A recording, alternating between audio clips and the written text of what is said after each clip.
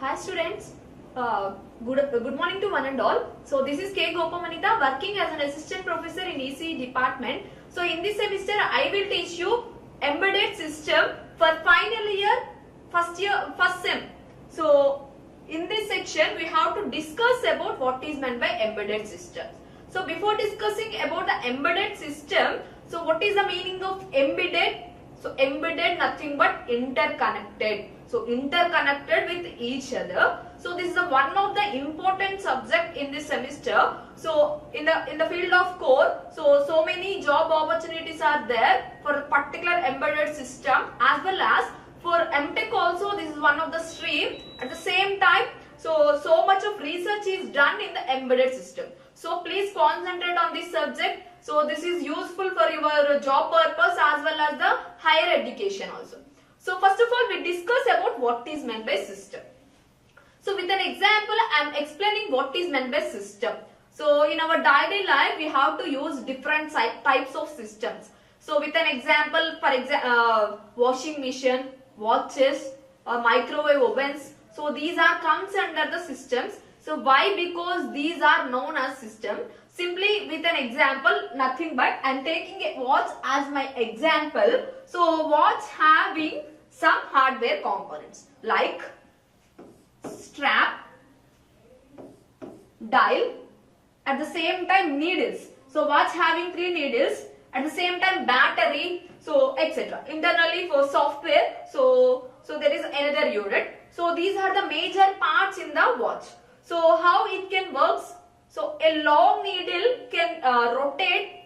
So a long needle rotate for 60 seconds. After one rotation, a long needle rotate for every 1 second. After one rotation, a middle needle completes its 1 minute.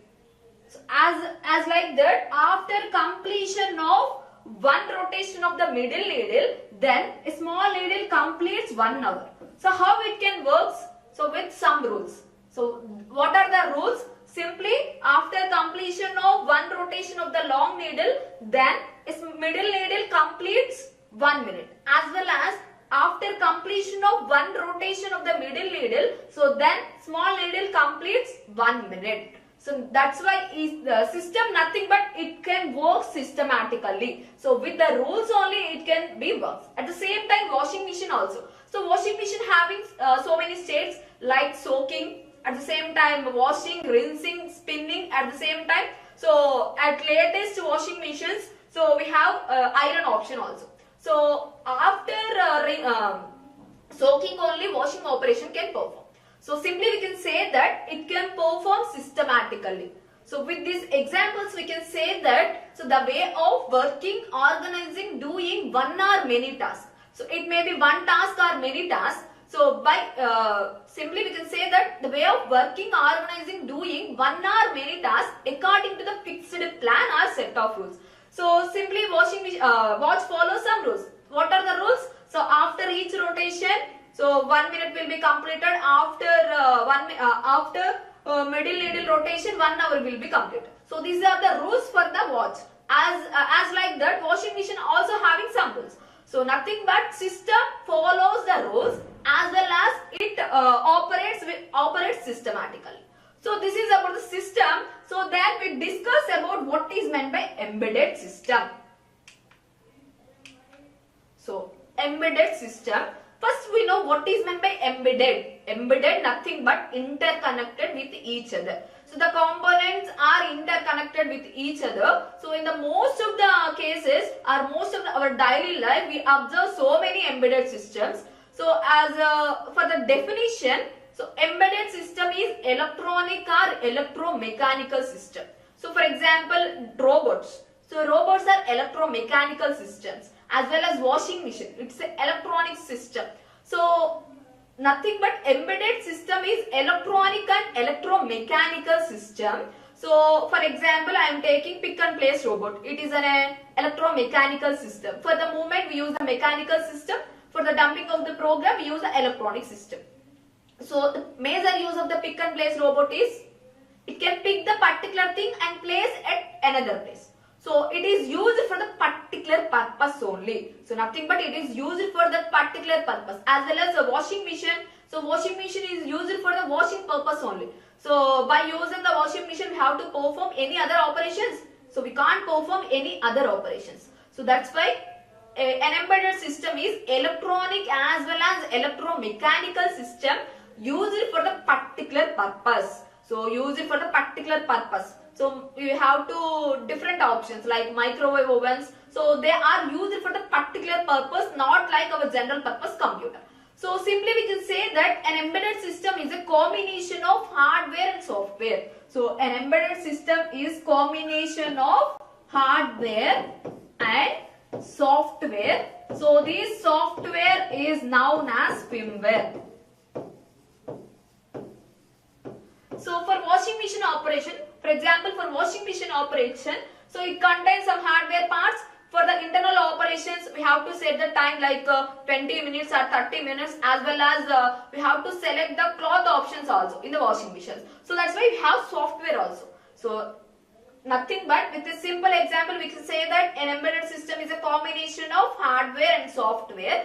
As like that, so the final definition is an embedded system is electronic or electromechanical system used for the particular purpose, and it is a combination of hardware and software. So the software is also known as firmware.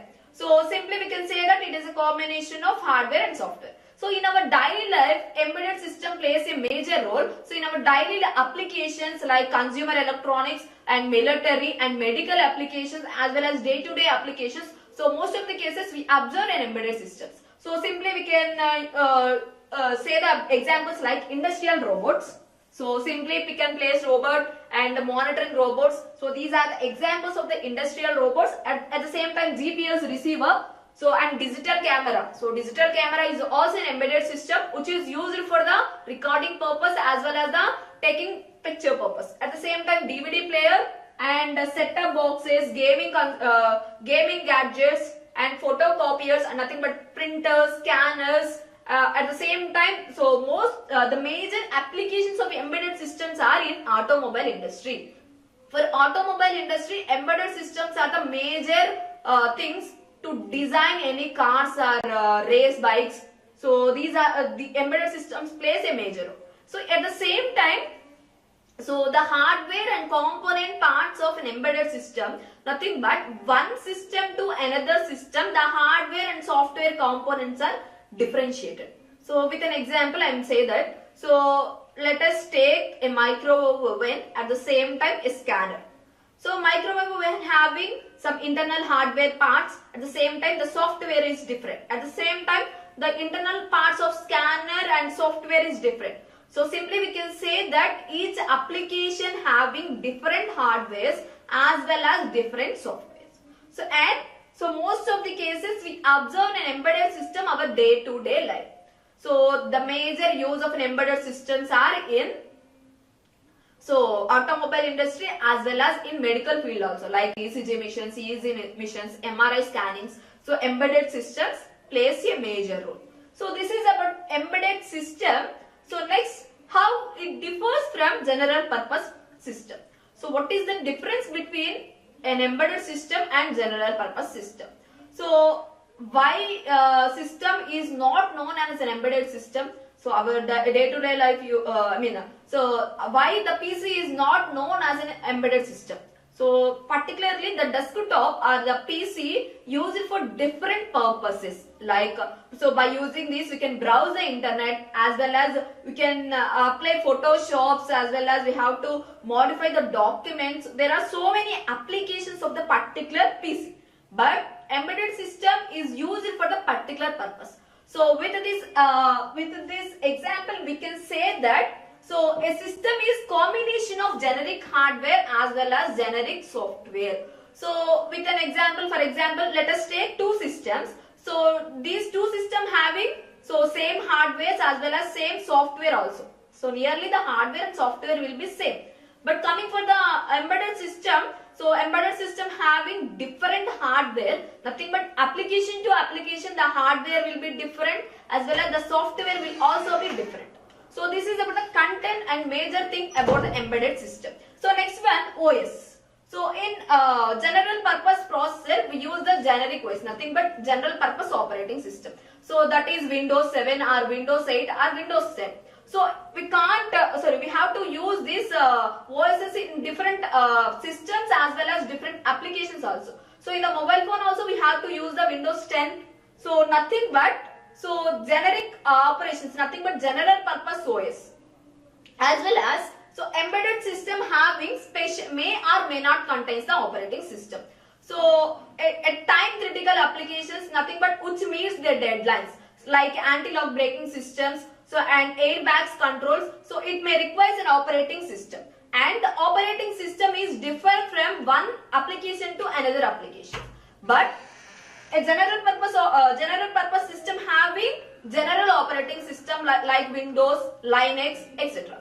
So and next one is the, so it is alterable. So we can have to change the operating system by using general purpose system. For example, I have to install Windows 7 in my system. After some days, I have to change with Windows 8 or Windows 10. But coming for embedded system, we can't change the operating system. So it is inbuilt or it is installed by the programmer. Nothing but who manufacture the thing, they have to design the operating system. We can't change the operating system. So this is the another major important difference between the general purpose operating system as well as the embedded operating system. So another one is a key factor. So the performance is a key factor for the general purpose system. So nothing but, so when I want to buy a laptop right now, so we have to search the speed. So at the same time the processor also. So in initial days we use the nothing but at 5 years ago we use the i3 processor, but now the latest technology is i7 and i7 processor. So why we go for i3 to i7? Simply the speed of operation will be increased. So nothing but here the performance plays a major role for the general purpose operating system. For embedded applications, there are different major factors like power consumption, cost, size. So these are the different major applications or major key factors for embedded system. For example, power consumption. So refrigerator is also an embedded system. So why we go for a 5-star refrigerator compared with the 3-star? So 3-star refrigerator consumes more power compared with the 5-star. That's why power consumption, nothing but power requirement plays a major role for embedded system designing. So as well as size and cost. So these are the important parameters while discussing about embedded system. So and next one is a response time. So it is not time critical. So for example, I want to run one of the application in general purpose system. So that may be a Photoshop. So it may take some delay. So it does not affect the application, or it does not affect any of the health. But so embedded system plays a major role, nothing but it is critical for some applications. So like anti-lock braking system, so it may have some delay, it occurs the problem. So simply one of the person health may one of the person life may damage. So simply response time is not critical in general purpose system, but it is critical in embedded system. So some applications only it is critical, nothing but which is having real-time operating system. So they are critical operations, and the power consumption is more in general purpose system, as well as the power consumption is less in the embedded systems. These are the major differences between general purpose as well as embedded systems. The major differences are general purpose system having generic hardware and generic software, but embedded system having different hardware and different software, and special hardware or special software, and operating system will be general purpose operating system in generic system. For embedded system, it may be different. So it may or may not contain an operating system. So which meets their deadlines, the application which meets their deadlines, so it requires an operating system. So which may not requires a which may not leads to nothing but, so for not time critical applications, we may not use an operating system. So at the same time, so applications are alterable. So by using an general purpose system, we have to reprogramming. So reprogramming by the end user, we have to change the operating system, or we have to change the icons, or we have to install some other applications in our system. But so in embedded system, we can't change the programming. So it is prepared by the programmer, nothing but who made this embedded system. So at the same time, key factor performance is the major important role. Nothing but performance plays a major role. So coming for the embedded system, cost, time as well as power consumption plays a major role. And power consumption will be more in a general purpose system. It will be less in the embedded system. So at the final one, response time, it is not time critical. So in case so it may take some delay, it does not affect any person, but the embedded system in some applications it may be time critical. So which affects the human lives, or which affects the other things. So this is about the difference between embedded system as well as general purpose system. So next one is the history of an embedded system. So how it came into picture. So what is the first embedded system we have to use. So the embedded system are initially started before IT revolution. So before an IT revolution, embedded came into picture. So in the initial days, before transistor, we use the embedded systems came into picture. So after transistor, it is so most of the cases we use embedded systems, as well as so the revolution in embedded system will be started. After transistor finding, we have to go for an embedded system, and it is the revolution will be started. So at now a nanotechnology is running. So that's why embedded systems are very faster, and we have to easily design an embedded systems. So the first embedded system which is designed by using MIT is Apollo Guidance. So the first embedded system which is designed by using MIT is Apollo Guidance in the year of 1963. So it is also known as an AGC, Apollo Guidance Computer. So at the same time, it is it is developed by Charles Strack. And Charles Strack Draper, which develops a first embedded system, that is Apollo Guidance Computer. So it contains two modules. The first module is known as command module, and second module is known as lunar execution module or lunar exertion module. So these AGC is designed for the lunar expenditure. So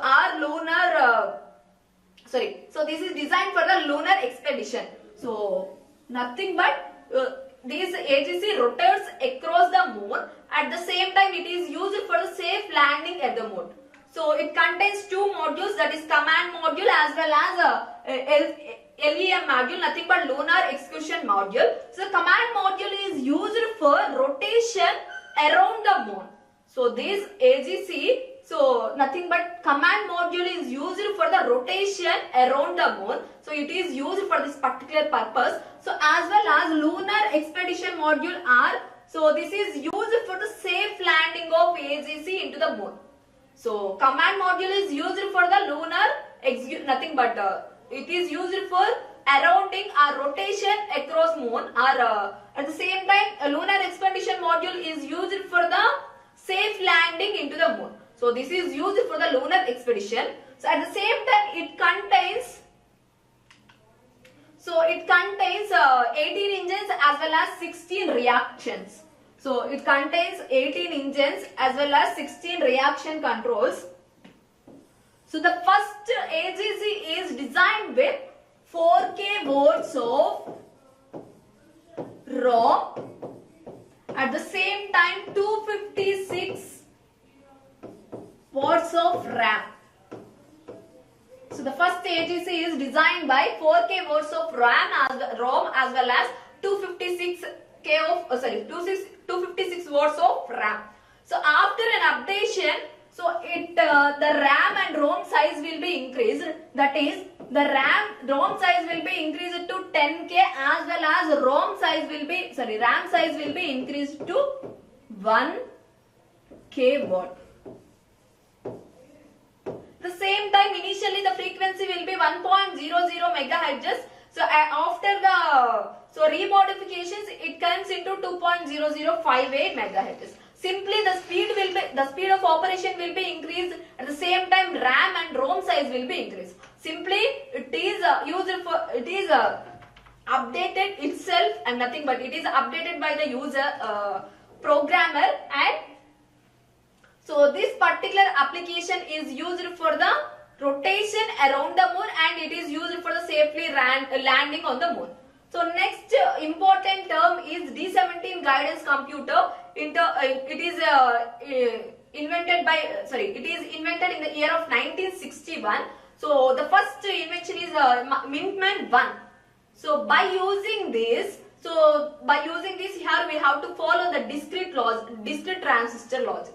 So by this method, so the cost of the NAND gate ICs will be decreased to $1,000 to the $3 only. So by invention of this D17 guidance computer, so the cost of the NAND ICs will be decreased to $1,000 to the $3 only. At the same time, so the Mintman 2 is developed in 1966.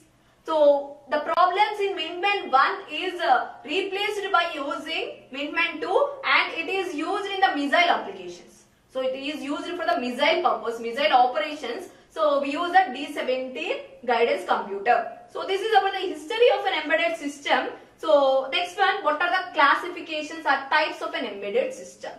So up to this we discuss what is meant by system and what is meant by embedded system. So and what is the difference between general purpose as well as embedded system and what is the history of an embedded system. At the same time, what are the classifications of an embedded system. So any system or any object can be categorized by using different methods. So these the embedded system is categorized by using these 4 methods. So the 4 methods are based on the generation as well as based on the complexity and performance. So the first one is based on the generation and second one is based on the complexity and performance and based on the third one is based on the deterministic behavior and last one is based on the triggering. So these 4 are the important classifications of an embedded system. First we discuss about the based on the generation. So the based on the generation, embedded system can be categorized into 4 types. So that is first generation, second generation and third generation and fourth generation.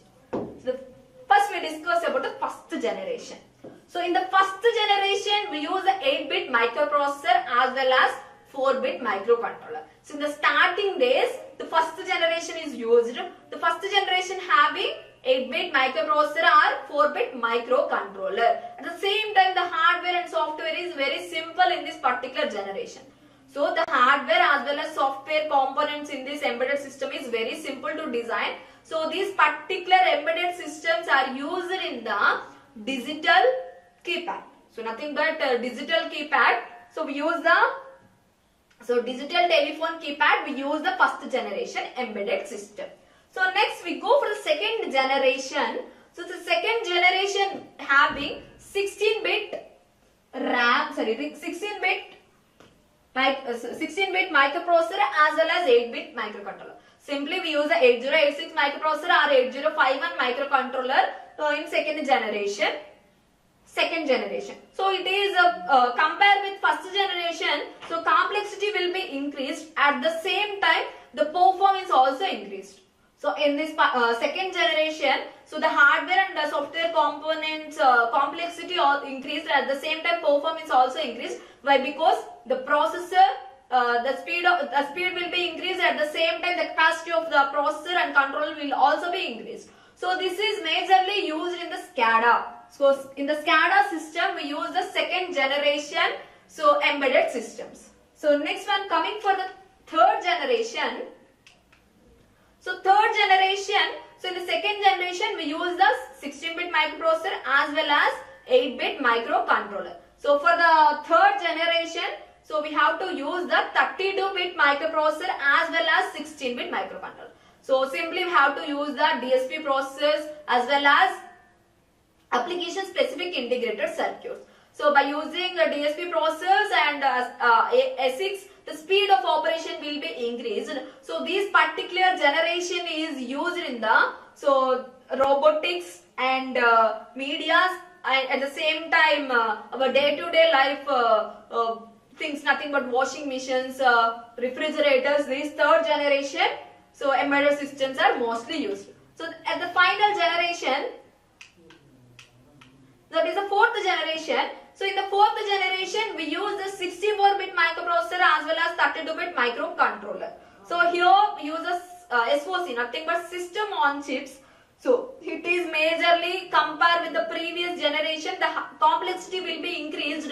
Compared with the third generation, the complexity of hardware and software will be increased. And this particular generation is used in the faster applications, nothing but time critical applications. Simply it is used in the smartphones as well as missiles and automobile industries. These fourth generation embedded systems are mostly used. So this is about the classifications of embedded system based on the generation. So in the next class we discuss about the remaining types, like what is the, so based on the performance as well as based on the complexity as well as based on the triggering, we have to discuss in the next class. So thank you for attending the class.